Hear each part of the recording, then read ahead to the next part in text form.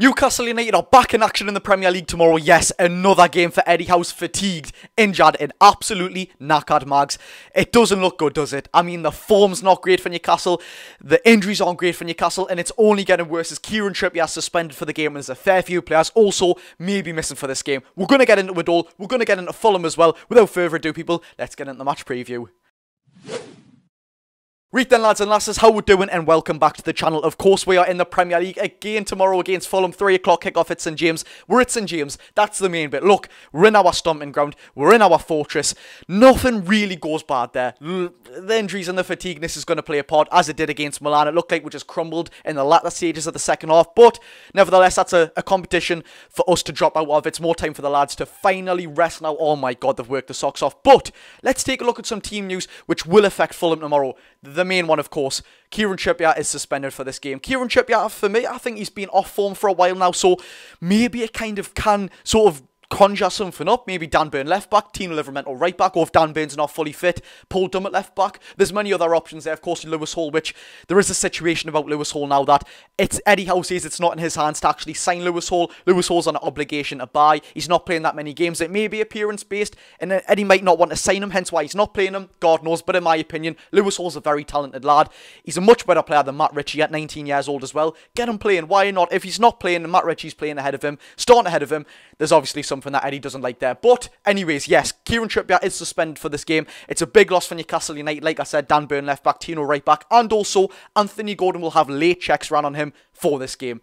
It's another blow for us, isn't it? I mean, it's not fully confirmed that he's out. It's not fully confirmed that he's there as well. Anything that Eddie Howe gives in the press conferences, just don't believe it. I mean, the amount of stuff he says, just for example, oh, we're not interested in Sandro Tonali. We're not looking to do any more business. 2 days later, bang, £60 million Sandro Tonali is through the door. So look, Anthony Gordon, it may be nothing, but then again, why did he get took off against Milan instead of Miguel Almiron? It may be a big miss for Newcastle, but good news on Sven Botman. Harvey Barnes is out till January, so is Joe Willock, but that's the injury news done. Without further ado, let's take a look at Newcastle going into this game. It doesn't look great. 5 losses out of the last 8 games. You heard that correctly. 5 losses out of the last 8 games. It speaks for itself, doesn't it? It's not great. The main factor, of course, we say it every single time. Fatigue, injuries, the whole rest of it. It doesn't get any better against Fulham. I mean, 2 days ago was Milan.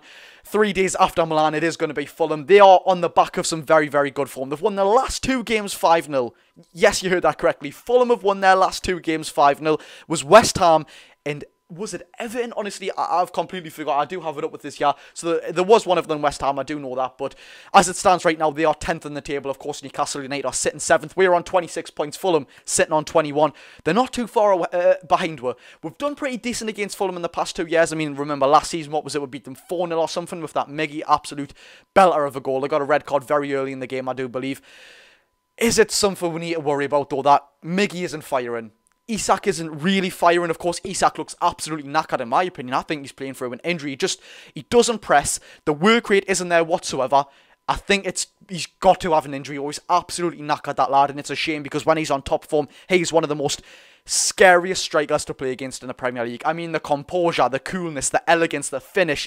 He's got everything that he shouldn't have for a striker, but he does, and that's what makes him absolutely fantastic. He could play as a left wing, a right wing, a striker. He could play anywhere, that lad. But look, Gordon out. Miggy basically not firing. Isak maybe not firing. Where on earth is the goals going to come from? It's a very, very big danger going into this game. We're going to have to utilise the set pieces, in my opinion. Just someone like Dan Burn or Shaw or Lascelles is just going to have to get one on the end of a free kick. And we're going to have to sit back. We'll maybe be going back to the old Newcastle roots, but look, it probably is going to have to happen because we've got no one that's firing at the minute, unfortunately. Maybe Callum Wilson can give us something. He got subbed off against Milan, of course. I don't even think he's fully fit. Honestly, there's a complete just conundrum, isn't there? I mean, we really do have to buy in January, whether that's a right wing, a striker for me is 100%. We do need a striker, whether that's a young one. Maybe someone like Joe Gelhardt, who I do believe is still playing for Leeds. I know he went on loan to Sunderland. He might be somewhere else now, but a young striker. He's actually scored in the Premier League before. Done it for Sunderland as well. But just a young lad who basically doesn't get injured when the other two are, unfortunately.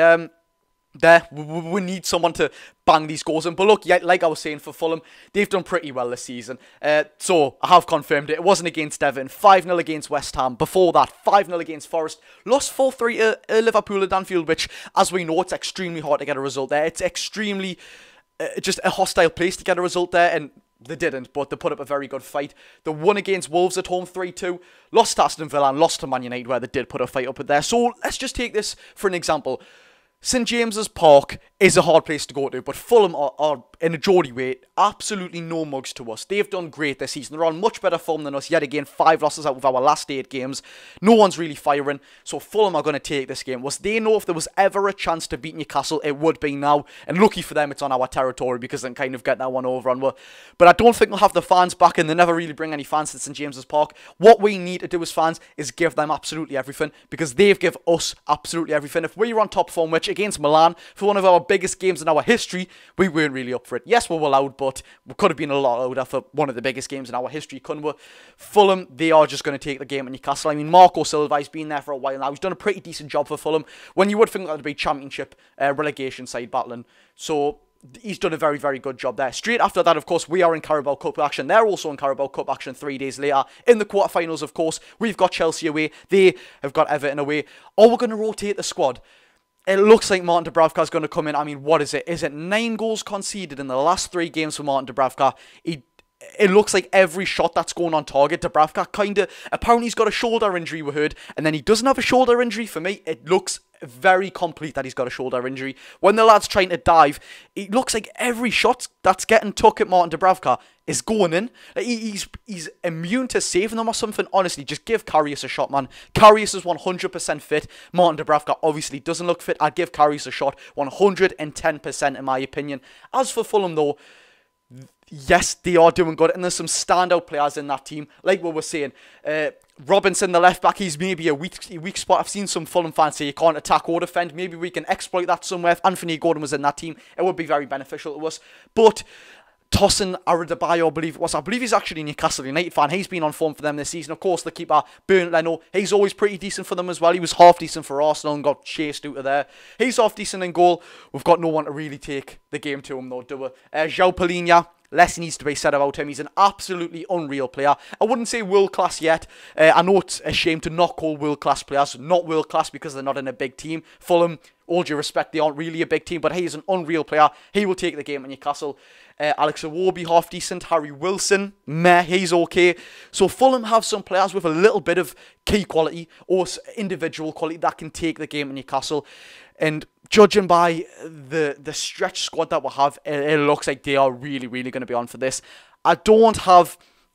The lads have my backing as always, but I'm really not looking forward to this one. I don't think I'd ever say I'm not looking forward to playing Fulham at St James's Park, but with the unfortunate circumstances, it has come today, and it's not a very good one, is it? Like we're saying, we've got Chelsea in 3 days' time. Oh, we're going to switch it up. Who's going to go striker? The knackered Callum Wilson or the knackered Alexander Isak? Who's going to go right wing? The knackered Miguel Almiron left wing? We don't actually know who is going to go left wing. Are we going to say Joe Linton go left wing and maybe Lewis Hall drop into centre mid with Miley and Bruno? Honestly, God knows. But if these lads could pull it off, even if it was the scrappiest 1-0 ever, I would be chuffed. I mean, they are absolutely knackered. Good news, though, that Sven Botman is maybe close to coming on the bench against Fulham. Craig Hope did say that he's got an outside chance of coming on at the bench.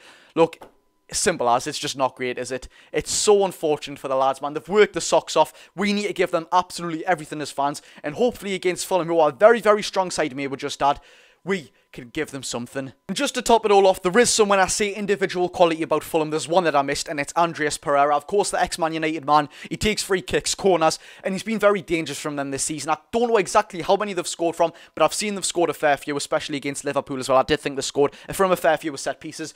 Look, they've genuinely just got people who do have individual quality. I've never ever been scared, even in the dark times, like I said, of being scared against Fulham at St James's Park, but it's the best I've ever been, and it's the most scared I've ever been. Full due respect to Fulham, though, they are a fantastic team. Nothing to be taken away from them. Not only is it not ever an easy game in the Premier League, but they are a very good side. Calvin Bassey at the centre-back, maybe something we can exploit. I've not seen him really hit the ground running since coming from Ajax. Of course, he played for Rangers as well. I kind of liked him there. Ajax didn't really do nothing there, didn't get that much game time. Went to Fulham. He's got his game time, but he hasn't really developed. Raul Jimenez, we know his quality. He was a much better man at Fulham. Of course, got that. I can't remember what injury it was, but it was a face injury. Very unfortunate for him. But we will go into this game against Fulham very weary, very cautious because of the injuries. It just, yet again, with these injuries, it depends who turns up on the day. Newcastle would need to say we give it 100% every game, but they genuinely are running out. I mean, look, lads, it went Everton, 3 days later Fulham, 3 days later, who was it? Not Fulham, 3 days later Spurs, Milan, and then it's these, and then it's 3 days later Chelsea, and then I believe 4 days later Luton, Forest, Man City, I may be wrong, and then of course we've got the derby. Honestly, these lads are absolutely knackered. Whatever they do, just... I wouldn't like to make it 6 losses out of 9. I mean, it just sounds horrendous, isn't it? But look, we've got to cut some slack to them. I hate using the analysis of saying fatigue and injuries because against Spurs, that was kind of an embarrassment. But it really is the biggest factor in these lads. So we just have to give everything as fans, and they will give us everything back. As we know, they play off the crowd, they play off the intensity, so we're going to give them that. There we have it, ladies and gentlemen. You let me know your score prediction below. Do you know what? I'm going to say 1-0 to Newcastle. I don't believe we can go out all guns a-blazing because we are going to be so tired. I don't believe they're going to go out all guns a-blazing because they will know they're at St James's Park. They know we're not going to be too undermining of them because we've got injuries. So, there we have it, ladies and gentlemen. You let me know down below. Would you think that we're going to beat Fulham? What do you think the score's going to be? What do you think the result's going to be? Let me know down below. Hit the like button and subscribe if you haven't already. Without further ado, people, go and enjoy your day. I've been Geordie Josh.